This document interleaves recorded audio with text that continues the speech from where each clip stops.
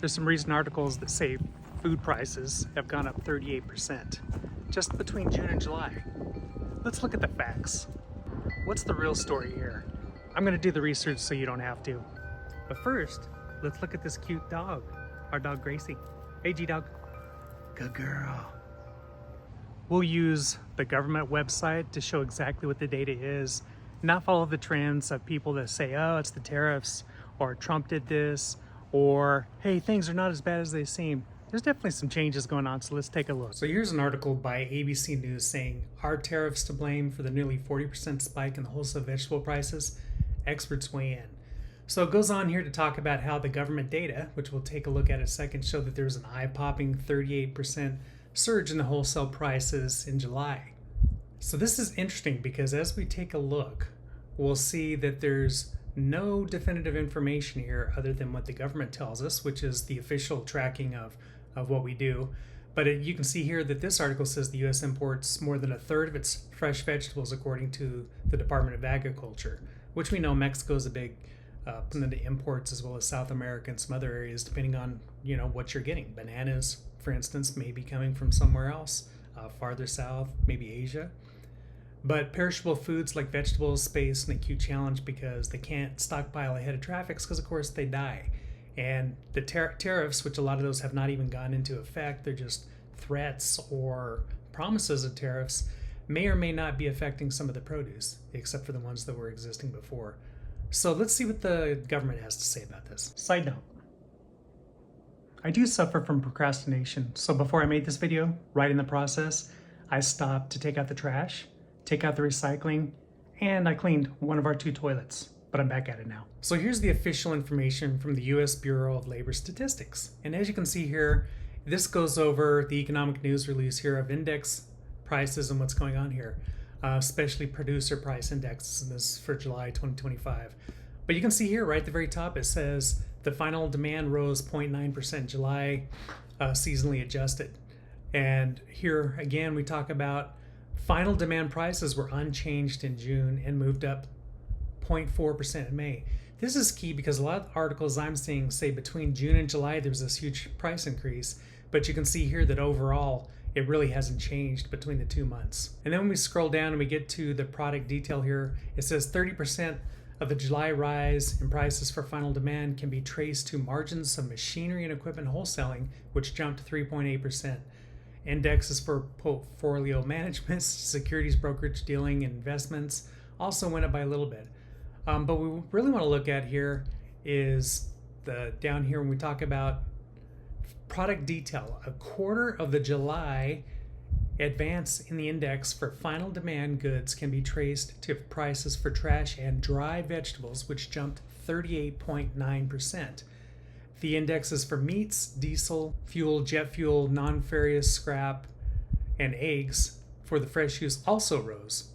But conversely, prices for gasoline decreased 1.8%. The indexes for canned, cooked, smoked, or prepared poultry, and for plastics, resins, and materials also decline. When we get down here into this other information, here's where we get into the months here for 2024, and here's 2025 at the bottom, and the prices here. I can't see where this 38.9% is coming from. So here's an example where people will take this information that says final demand for goods can be jumped to this 38.9%. But if you look at this graph here, where is that number coming from? It's not clear. And so what you'll see is you'll see different people with different biases. For example, people that are for Trump are going to point to the article ahead where it said, hey, guess what? It was less than what people expected. It was only 0.4%, 0.6% for this, and so on. And then you're going to see other people that are against Trump or against the current government, because that's the way it works. Whoever's in power says one thing and whoever's out of power says something else in our 2-party system. But you'll see here that they'll look at this, they'll point at this 38.9%, and I call this the 1% facts. What happens is neither side will tell the whole story. They'll just tell the side that tells their story or makes the other side look bad. So what you have to do is really look at the overall information that you get here, and that's where the truth lies, which is actually partial truths of both sides of the story. Here's one of the examples I want to go over where here we're talking about the same information, and this is a publication that is probably anti Trump or anti-current government. And you'll see here that they show this graph here over a period of time, and they show that how underlying inflation, has been over time. So you can see back in the 80s, of course, it was up 14%. Here's in the 08 area, a couple bubbles, and you can see here we definitely had some inflation here due to other things. But you'll see here they changed the graph to meet the needs of the story that they want to tell. So here, if you remember what we saw earlier, they're going to say inflation was up 3.1% excluding food and energy. So this is a little trick that they do, that they'll take a graph and remove the whole picture just so that they can tell the story that they want to give you. And here in another example, we'll see here that this is an article here which is pro current government in control here. So you'll see here that they talk about the Bureau of Labor Statistics. And Tuesday released the CPI, which shows it only rose 0.2% on a monthly basis and is only up 2.7 from a year ago when it cooled from the 2.8 estimate that were polled. So here they're not telling you the whole story. We want it below 2%, but because it was 0.1% better than what people started predicting over the last year, then this is a good story. So just another example of how the media is going to, depending on the bias, is going to tell you the story that they want you to know. And finally, here's one last example. Now that we have AI in the mix, here's an AI version of what's going on. Now, I want to point out that every AI model, or LLM, large language model, has its own bias also built into the system depending on how it's programmed. Because again, at the end of the day, it's just an algorithm that is based upon programmers and what they do. AI only knows what's already out there. It doesn't invent anything new. You can only check the large language models for relative information with the same words to come up with information.